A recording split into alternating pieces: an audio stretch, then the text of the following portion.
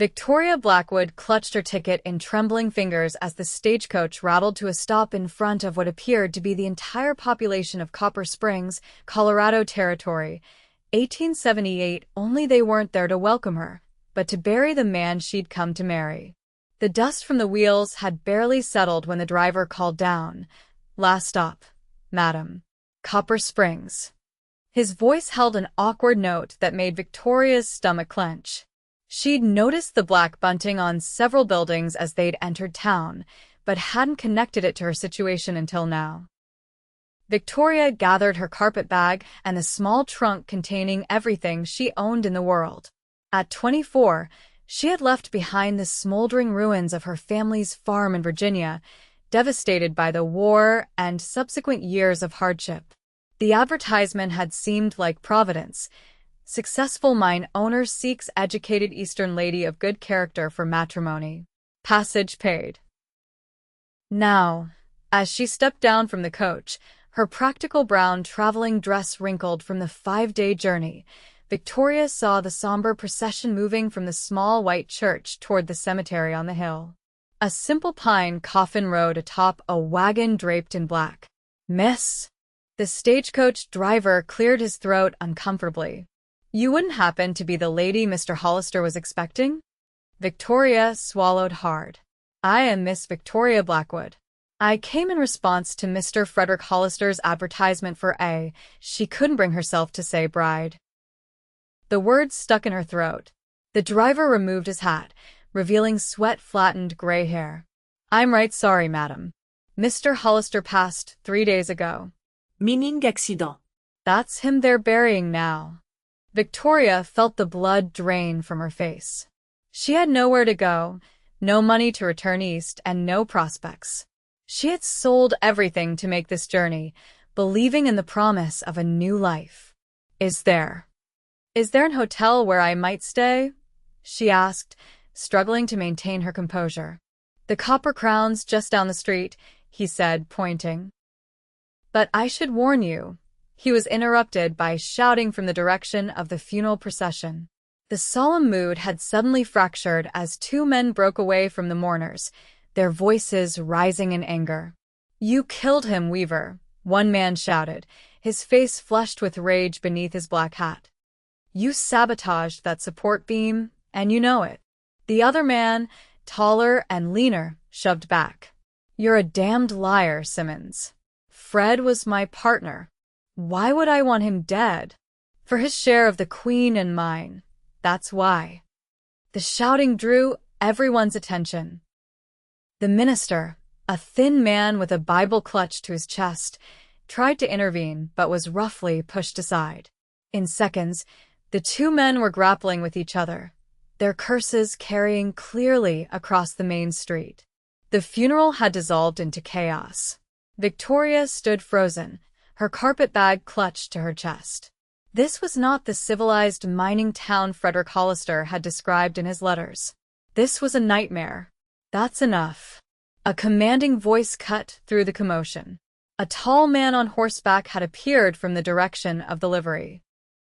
He dismounted in one fluid motion, handing his reins to a nearby boy before striding purposefully toward the brawl.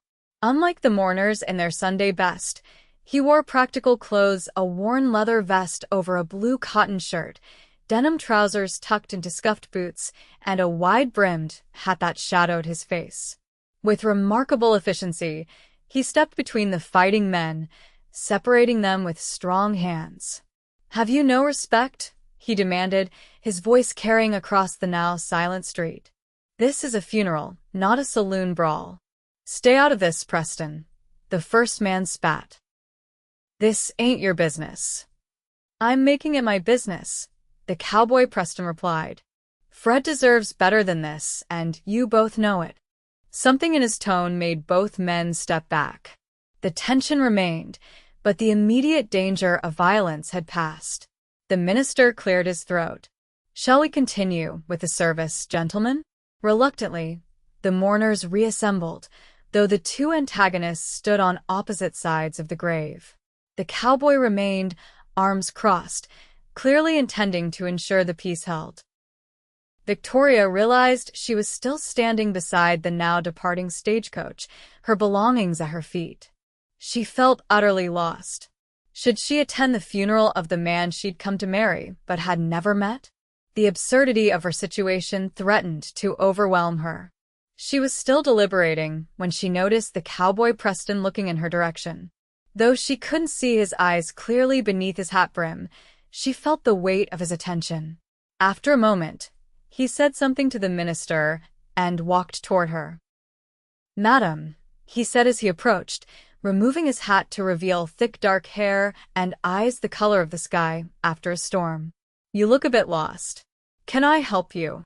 His face was weathered by sun and wind, with lines at the corners of his eyes suggesting he smiled often, though he wasn't smiling now. He looked to be in his early 30s, with his strong jaw shadowed by stubble. Victoria hesitated, unsure how to explain her predicament. "I am Victoria Blackwood. I arrived expecting to meet Mr. Hollister." Understanding dawned in his eyes.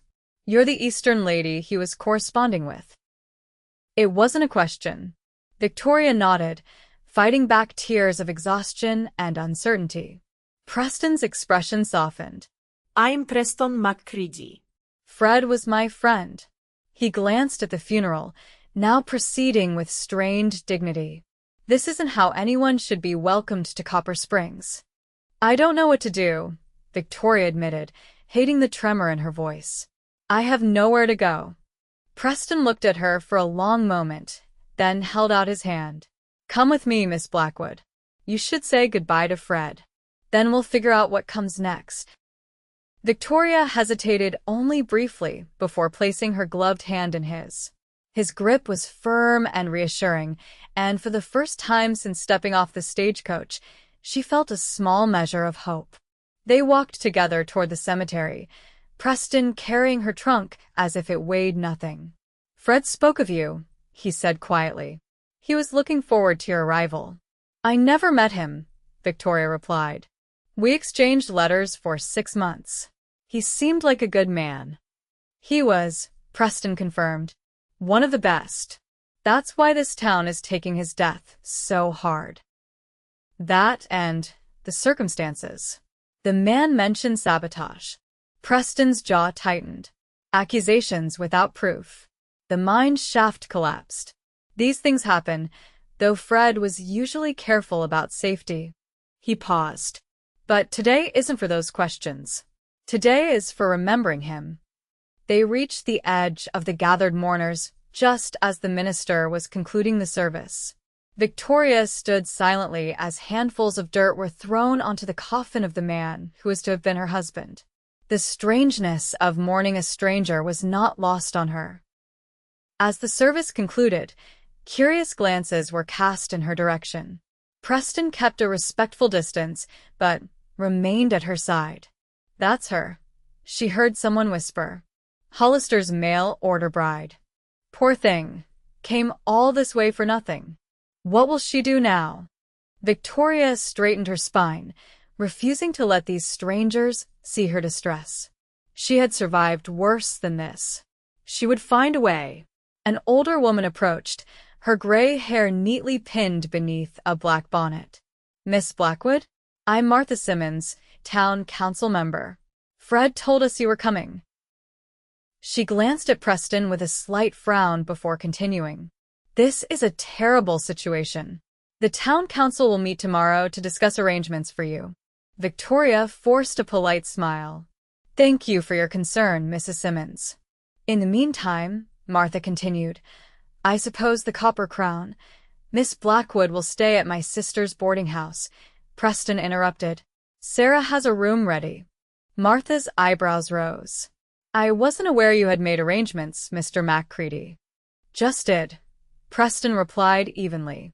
"Unless Miss Blackwood prefers other accommodations?" Both turned to Victoria, who found herself caught between two clearly opposing forces she didn't understand. But something in Preston's steady gaze made her decision easy. "Thank you, Mr. MacCready. A boarding house sounds perfect." Martha's lips thinned, but she nodded stiffly. "Very well. We'll speak tomorrow, Miss Blackwood. The council meets at 10. As the funeral gathering dispersed, several people approached to offer condolences, as if Victoria were truly a widow. She accepted their awkward sympathies with as much grace as she could muster. The man who had started the fight, Simmons, Martha's husband by his surname, watched from a distance, his expression unreadable. The other man, Weaver, had already disappeared. Ready to go? Preston asked when the last mourner had moved away. Victoria nodded, suddenly aware of how tired she was. The long journey, the shock of arrival, and the emotional strain of the funeral had taken their toll. They walked in silence down the main street of Copper Springs. It was a typical mining town, a single wide street lined with wooden buildings, some quite substantial. The Copper Crown Hotel stood prominently at one end, while the assay office, general store, and saloon commanded central positions. Victoria noted a schoolhouse and several churches, signs of a community putting down permanent roots. "It's bigger than I expected," she commented. "The Queen and strike brought prosperity," Preston explained. "Fred was one of the original discoverers. His share is substantial." He glanced at her. "Was substantial, I should say. What will happen to his property now?" "That's one of the questions causing trouble. Fred has had a sister in Denver. She'll likely inherit, though his will hasn't been read yet." He hesitated. "I don't know what provisions he might have made regarding you." Victoria shook her head. "I expected nothing but a marriage. We had no other arrangement." They turned down a side street lined with neat houses. Preston stopped before a two-story clapboard building with a wide porch. A sign reading MacCready Boarding House hung by the door. "My sister Sarah runs this place," he explained. "She's a widow herself. It's respectable, clean, and she serves the best meals in town." The door opened before they reached it, revealing a woman a few years older than Preston, with the same dark hair and blue eyes. "I saw you coming," she said, wiping her hands on her apron. "You must be Miss Blackwood. I'm Sarah Donnelly." Her gaze was direct but kind. "I've got a room ready and water heating for a bath. You look like you could use both." Victoria nearly wept at the simple kindness. "Thank you, Mrs. Donnelly." "Sarah, please. We don't stand on ceremony here." She took Victoria's carpet bag. "Preston, bring her trunk up to the blue room." Preston tipped his hat. "Yes, madam." There was affection in the exchange that spoke of a close sibling relationship. The boarding house was simply but comfortably furnished, with polished wood floors and curtained windows.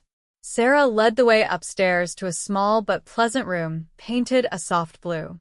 "The washroom's at the end of the hall," she explained. "I'll bring up hot water once you've settled. Dinner's at 6, but I can bring something to your room if you're too tired for company." "You're very kind," Victoria said. "I didn't expect." Sarah's expression softened. "Fred was well-liked. He spoke highly of you in his letters. The least we can do is make sure you're looked after." Preston appeared with her trunk, setting it at the foot of the bed. "I'll leave you ladies to it. Miss Blackwood, I'll be by in the morning to escort you to the town council meeting, if that's acceptable." Victoria nodded. "Thank you, Mr. MacCready, for everything." When both siblings had left, Victoria sank onto the bed, finally allowing herself a moment of complete honesty. She was alone in a strange town, her plans in ruins, with no clear path forward. Tears came then, hot and silent, for the life she'd left behind, the future she'd imagined, and the uncertainty that now stretched before her. Later, cleaned and changed into her one good dress, a simple navy blue with white collar, Victoria made her way downstairs for dinner. The dining room held a long table set for 8, though only 5 places were occupied.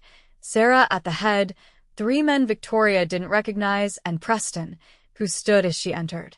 "Gentlemen, this is Miss Victoria Blackwood," Sarah announced. "Miss Blackwood, meet Mr. Winters, our local schoolteacher, Dr. Ellis, and Mr. Rodriguez, who runs the livery. Each man nodded politely. Victoria was grateful for their restraint in not mentioning her circumstances. "Please join us," Sarah continued, indicating the empty chair beside Preston. The meal was indeed excellent: roast beef, potatoes, fresh bread, and apple pie for dessert. The conversation remained general, touching on town news and the weather, carefully avoiding any mention of Frederick Hollister or the confrontation at his funeral. After dinner, the men retired to the porch to smoke, while Sarah cleared the table. Victoria insisted on helping. "You don't need to," Sarah protested, but Victoria was firm. "I prefer to be useful," she said, gathering plates. In the kitchen, as they washed and dried the dishes, Sarah spoke more freely. "I suppose you're wondering what happens next." Victoria appreciated her directness. "I am. I have very little money left after the journey. I need to find work." "What skills do you have?" "I was a teacher in Virginia before our school closed. I can also sew, keep accounts, and manage a household." Victoria hesitated. "I'm willing to do whatever is necessary." Sarah nodded thoughtfully. "We could use a teacher here. The school's been without one since Miss Jenkins married and moved to Denver 2 months ago. Mr. Winters has been filling in, but he's really the high school teacher." She glanced at Victoria. "But the town council will want to have their say." Some of them had "Concerns about Fred bringing an Eastern bride." "What kind of concerns?" "That you might be too refined for frontier life. That you might look down on us." Sarah's gaze was frank. "Are they right?" Victoria thought of her family's farm, reduced to poverty after the war. Of the years spent rebuilding, only to lose everything again to creditors. "I'm no stranger to hard work or difficult circumstances, Mrs. Donnelly. I came west because I believed I could make a life here." Sarah studied her face, then nodded. "I believe you, and I think you still can if you choose to stay." "Do I have another choice?" "There's always a choice," Sarah replied, "even if none of them seem good at first glance." Later, as Victoria prepared for bed, a knock came at her door. She opened it to find Preston, hat in hand. "I apologize for disturbing you, Miss Blackwood, but there's something you should know before tomorrow's meeting." His expression was serious. "The situation with Fred's death is complicated. There are those in town who believe it wasn't an accident." Victoria frowned. "The accusations at the funeral?" "Yes." "Fred and James Weaver were partners in the Queen and Mine. Herbert Simmons has been trying to buy into it for years, but they refused him. He's convinced Weaver sabotaged the support beam to gain full control and possibly sell him a share." "Do you believe that?" Preston's gaze was steady. "I don't know. What I do know is that the town is divided, and you've arrived in the middle of it." "How does this affect me?" "The town council will want to know your intentions. Some may see you as having a claim on Fred's property, which complicates matters." Victoria shook her head firmly. "I have no claim. We weren't married." "Nevertheless, his letters to you, his payment for your passage, some might argue it creates an obligation." Preston ran a hand through his hair. "I just wanted you to be prepared. Martha Simmons in particular may be difficult." "Thank you for the warning." Victoria hesitated. "Mr. MacCready, may I ask why you're helping me?" "You owe me nothing." Something flickered in his eyes. "Fred was my friend. He believed you were the right woman to share his life. That's good enough for me." He settled his hat back on his head. "Rest well, Miss Blackwood. Tomorrow will be a new day." The town council met in a room above the bank. Victoria, dressed in her most professional attire, a gray skirt and white shirtwaist, sat beside Preston, facing the 7 council members arranged behind a long table. Mayor Wilson, a portly man with impressive mustaches, called the meeting to order. "We're here to discuss the situation of Miss Victoria Blackwood, who arrived yesterday expecting to marry our late friend Frederick Hollister." Martha Simmons spoke up immediately. "The first question is whether Miss Blackwood has any legal claim on Fred's estate." Victoria felt multiple pairs of eyes assessing her. "I make no such claim," she stated clearly. "Mr. Hollister and I had an understanding, but no legal contract beyond his payment for my passage." "Which amounts to a debt you now owe his estate," Martha pointed out. "Martha," the mayor interrupted, "let's not be hasty. The lady has suffered a shock." "We all have," Martha replied. "But we must be practical. Miss Blackwood came here under specific circumstances that no longer exist. The question is what happens now." An older man with spectacles cleared his throat.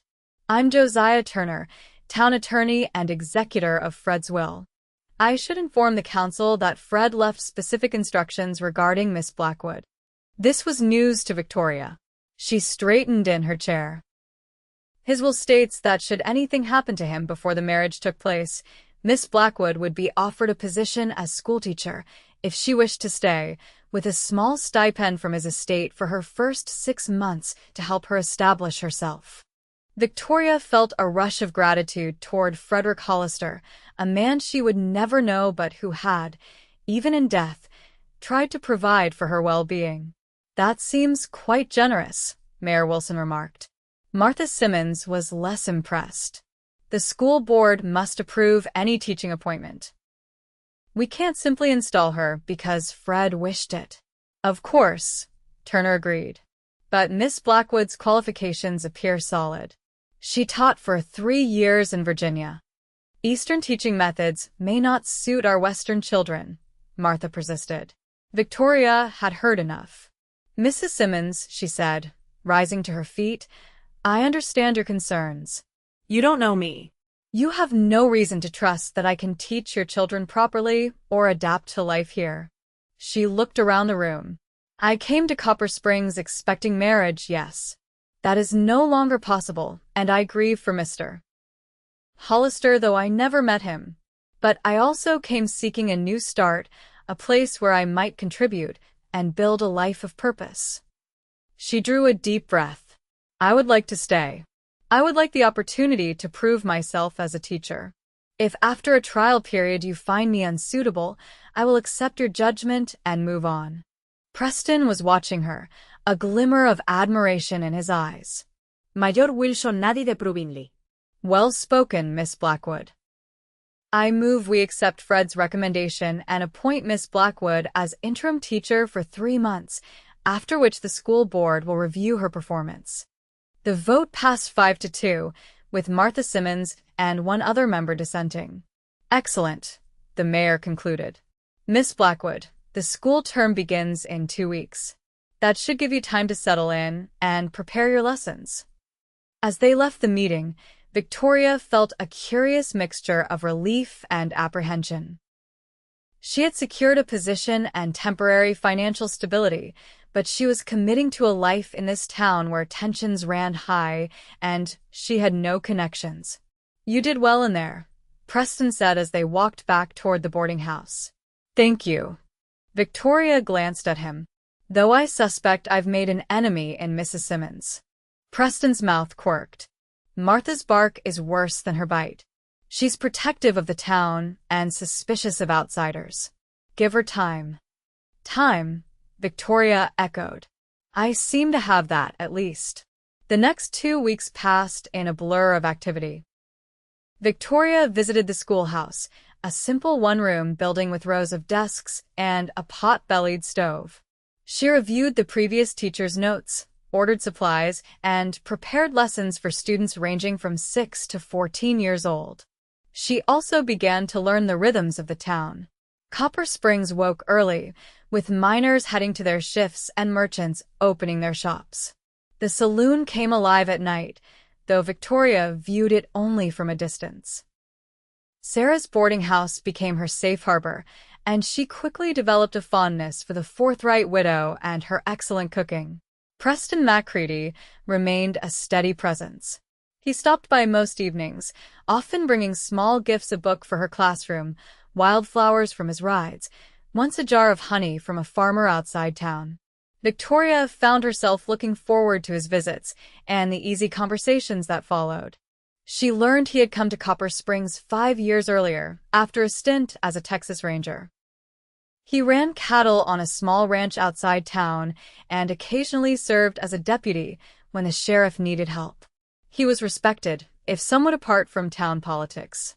"Why did you leave Texas?" she asked one evening as they sat on the boarding house porch. Preston was silent for a long moment. "I killed a man," he finally said. He deserved it. He'd murdered 3 people, including a child. But afterward, he shook his head. "I decided I wanted a quieter life." Victoria studied his profile in the fading light. "Did you find it?" A smile touched his lips. "Mostly. Though it's been more exciting since you arrived." The day before school was to begin, Preston invited Victoria to ride out to his ranch. "It's not far," he assured her, "and I thought you might enjoy seeing more of the countryside." Sarah provided a picnic basket, her knowing smile making Victoria blush. They rode out on a clear September morning, the mountains rising majestically to the west. Victoria, who had grown up riding on her family's farm, enjoyed the freedom of being on horseback again.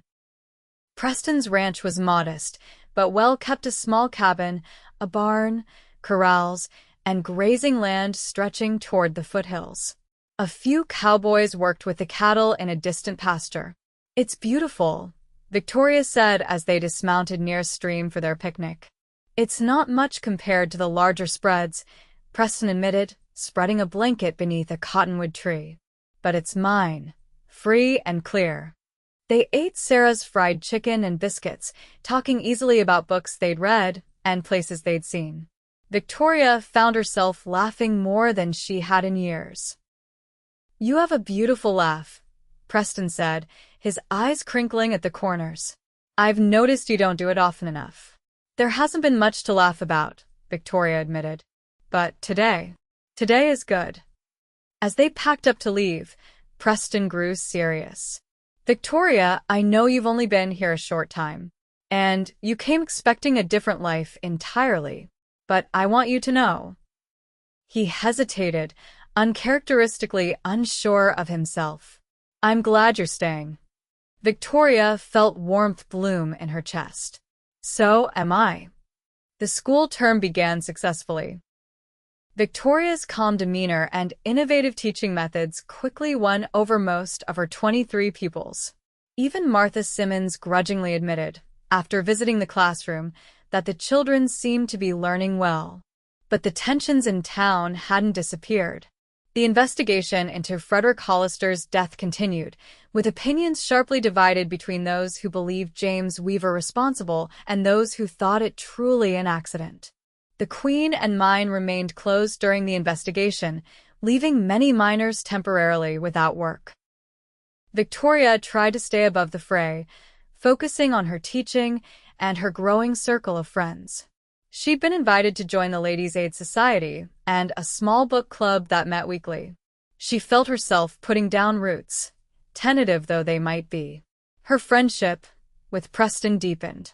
He escorted her to a town dance, where they whirled across the floor together, drawing speculative glances. He brought her to dinner at his ranch, where his foreman's wife had cooked a magnificent meal.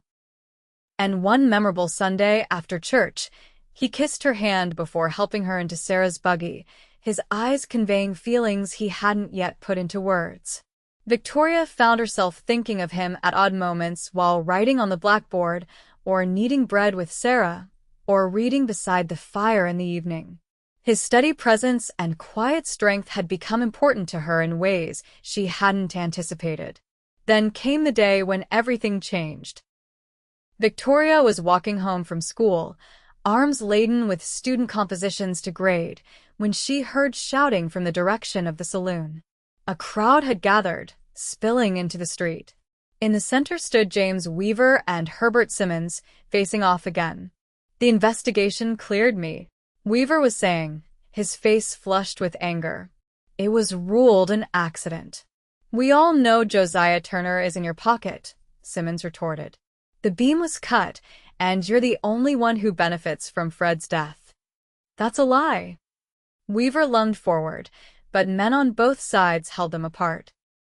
Victoria started to retreat, wanting no part of the confrontation, when she saw Martha Simmons in the crowd, her face tight with anger. Their eyes met briefly, and Victoria was startled by the venom in the older woman's gaze. She turned away, only to find her path blocked by a man she didn't recognize, rough-looking, with a week's growth of beard and alcohol on his breath. "You're Hollister's woman, ain't you?" he slurred. "The one who came to marry a corpse?" Victoria stepped back. "Excuse me, please." "Why'd you stay?" he persisted, following her retreat. "You hoping to get his money after all? Maybe you and Weaver planned it together." "That's absurd," Victoria said, clutching her papers to her chest. "Please let me pass." "Leave her alone, Dugan." Preston had appeared, his expression hard. "Go sleep it off." "Or what, MacCready?" Dugan sneered. "You'll shoot me like you did that boy in Texas?" Victoria saw Preston stiffen. "That's not what happened. Not what I heard." Dugan's eyes glittered maliciously. "Heard he was unarmed. Heard you shot him in the back." Preston's hand twitched toward his hip, where Victoria knew he sometimes carried a gun, though not today. "You're drunk and talking nonsense," he said evenly. "Go home." Dugan might have pressed further, but the confrontation between Weaver and Simmons had escalated into a full brawl, drawing everyone's attention. In the chaos, Preston took Victoria's elbow and led her quickly away. "Are you all right?" he asked when they'd turned the corner. "Yes, just shaken." Victoria studied his face. "Preston, what was he talking about? About Texas?" Preston's expression closed. "Rumors and lies. I told you I killed a man there. Some people have twisted the story. But it's not true? What he said." Preston's eyes met hers, dark with suppressed emotion. "The man I shot was armed and facing me. He'd killed a family, parents, and a 10-year-old boy. He was given a chance to surrender." His voice hardened. He chose otherwise. Victoria believed him. In the weeks she'd known him, Preston MacCready had shown himself to be honorable and forthright. "I'm sorry," she said, touching his arm. "That man was trying to provoke you." Some of the tension left Preston's shoulders. "I shouldn't let it bother me. The past is past." "Yet it follows us," Victoria observed softly. They walked in silence for a few moments. Then Preston said, "Victoria, there's something I need to tell you. Something I should have said before now." The seriousness of his tone made her heart skip. "What is it?" "Fred Hollister was more than my friend. He was my cousin on my mother's side." Victoria stopped walking, genuinely surprised. "Your cousin? Why didn't you tell me?" "At first, it didn't seem important. You were grieving, adjusting. Then." He ran a hand through his hair. "I was afraid you might think I was helping you out of family obligation, or worse, that I had some ulterior motive regarding Fred's estate." "Do you?" Victoria asked directly. "No," Preston answered without hesitation. "Fred left me his pocket watch and his favorite horse. I want nothing else from him except to see his killer brought to justice, if indeed he was killed." Victoria believed him. "Thank you for telling me now." Preston nodded, seemingly relieved by her acceptance. They resumed walking, but the events of the day had cast a shadow over their usual easy companionship.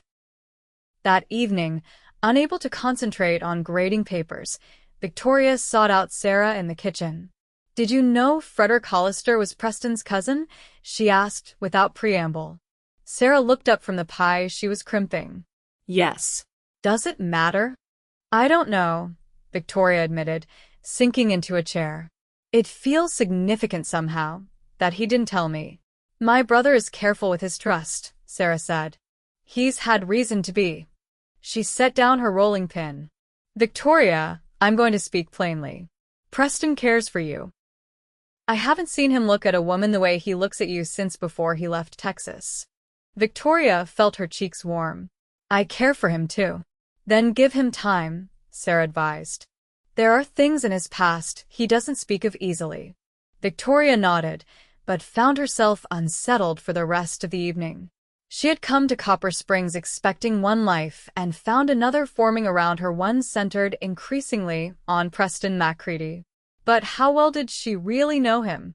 The next day, an unexpected visitor arrived at the schoolhouse after the children had been dismissed.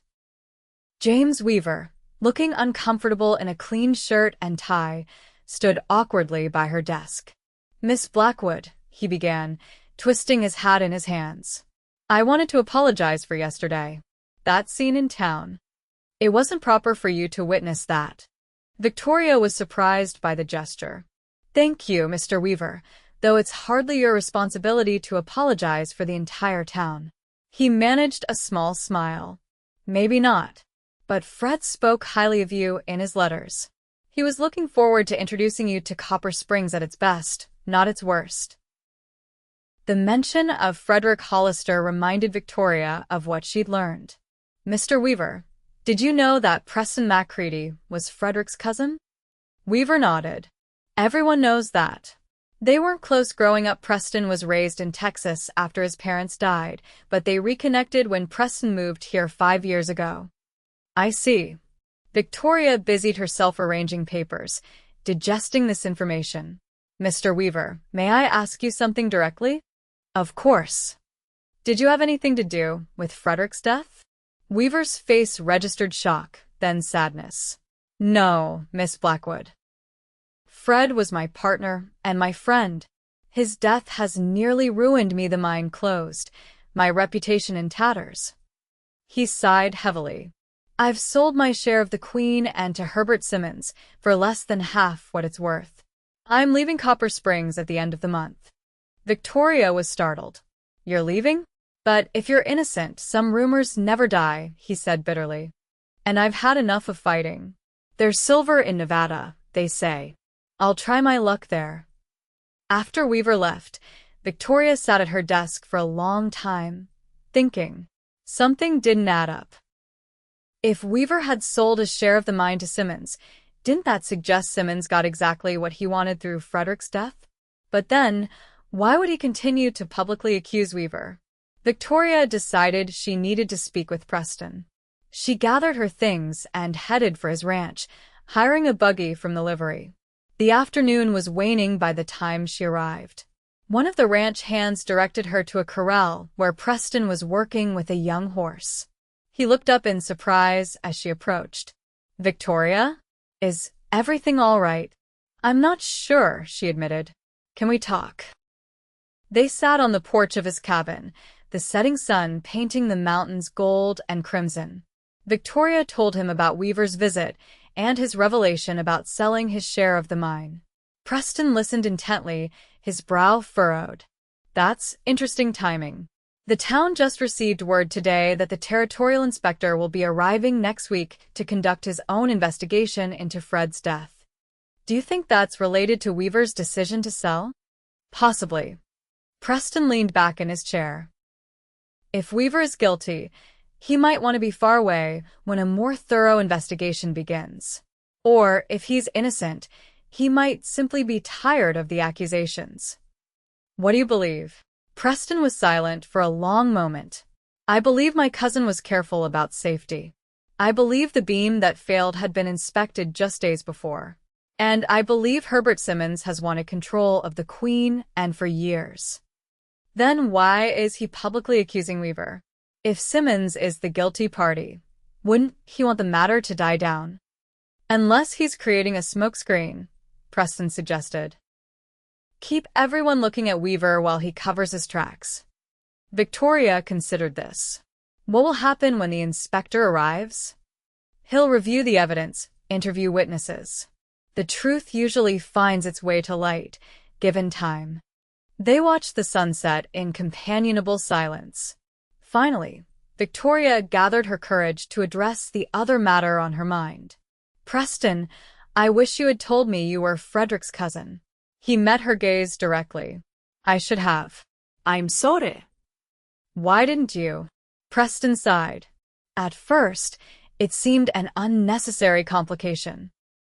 You were grieving, in your way, for the future you'd lost. I was grieving for my cousin. Then, as we grew closer, He paused. I was afraid it might change how you saw me. It does change things, Victoria admitted, but not in the way you feared. It helps me understand why you've been so protective, so willing to help. That's not the only reason, Preston said quietly. He took her hand, his calloused fingers warm against hers. Victoria, I know you came here expecting to marry Fred. I know your heart needs time. But I find myself thinking of you constantly. Caring for you in ways I hadn't expected.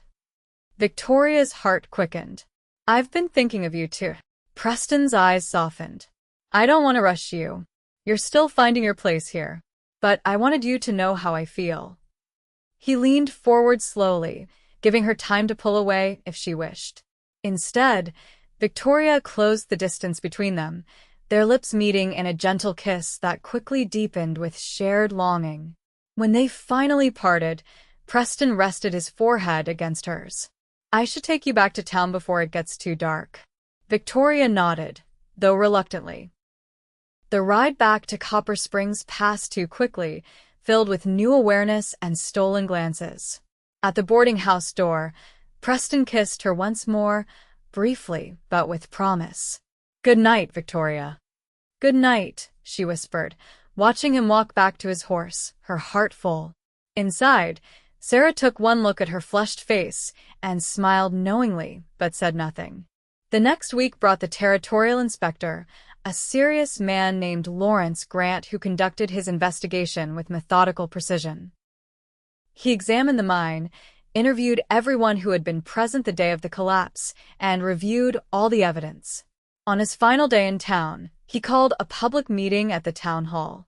Nearly everyone in Copper Springs attended, the room packed to capacity with miners, merchants, and townspeople. Victoria sat between Sarah and Preston, acutely aware of the tension in the air. Inspector Grant didn't mince words.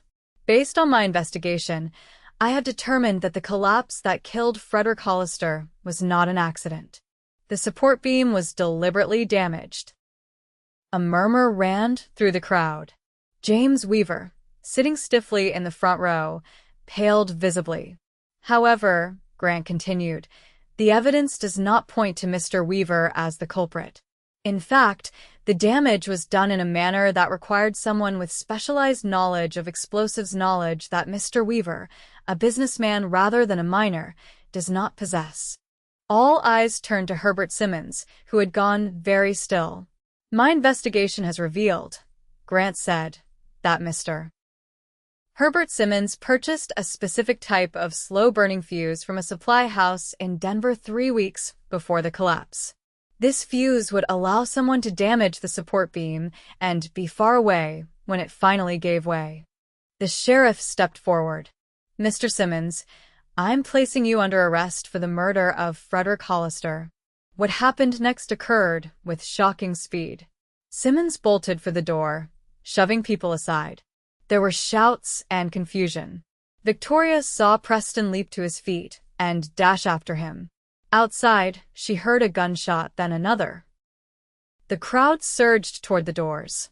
Victoria and Sarah pushed their way through, emerging onto the street to find Preston kneeling beside Herbert Simmons, who lay bleeding on the ground.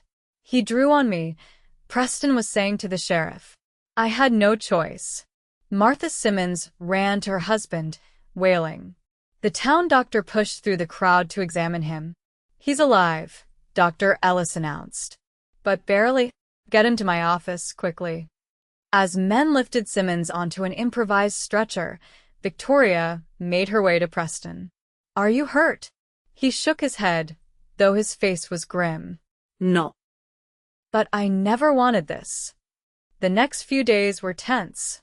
Herbert Simmons clung to life in the doctor's care, while Martha maintained a vigil at his bedside. The town buzzed with the revelation of his guilt and the dramatic escape attempt. James Weaver, vindicated but still shaken, decided to stay in Copper Springs after all. The Queen and mine would reopen, with Weaver buying back his share from Simmons's assets. For Victoria, the events brought clarity. She had come to Copper Springs seeking security and purpose. She had found both, though not in the way she'd expected. Her students were thriving, she had made true friends, and most importantly, she had found love with a man who respected and valued her. 1 month after the shooting, with Herbert Simmons recovered enough to be transported to the territorial prison, Preston invited Victoria to his ranch again. This time, he led her to a ridge overlooking the property, where a blanket was spread beneath a solitary pine tree. "I come here to think," he told her as they sat watching the sunset. "It's peaceful." Victoria leaned against his shoulder, content. "It's beautiful." Preston took her hand, his expression suddenly serious. "Victoria, I know we haven't known each other long, and your life has had more than enough upheaval recently. But I find I can't imagine my future without you in it." He reached into his pocket and withdrew a small box. "This was my mother's," he said, opening it to reveal a simple gold ring with a single pearl. "I would be honored if you would wear it as my wife." Victoria's heart soared. In the man beside her, she had found everything she had hoped for when she'd answered Frederick Hollister's advertisement: kindness, strength, respect, and love. The journey had been unexpected, but the destination was right. "Yes," she said, smiling through tears of joy. "Yes, I will marry you, Preston MacCready." He slipped the ring onto her finger, then gathered her into his arms for a kiss that held all the promise of their future together. 6 months later, they were married in the same church where Victoria had first arrived for a funeral. This time, the occasion was joyful, the church filled with flowers and friends. Sarah stood as Victoria's witness, beaming with happiness for her brother and the woman who had become like a sister. As they exchanged vows, Victoria thought of the strange twists of fate that had brought her to this moment. She had arrived in Copper Springs a mail-order bride for one man, only to find her true partner in another. Through confusion and danger, grief and joy, she had found her home. When Preston kissed her as his wife for the first time, the cheers of the townspeople filling the church, Victoria knew with certainty that sometimes life's greatest blessings came disguised as its greatest challenges. She had come west seeking a new beginning. In Preston's arms, she had found it.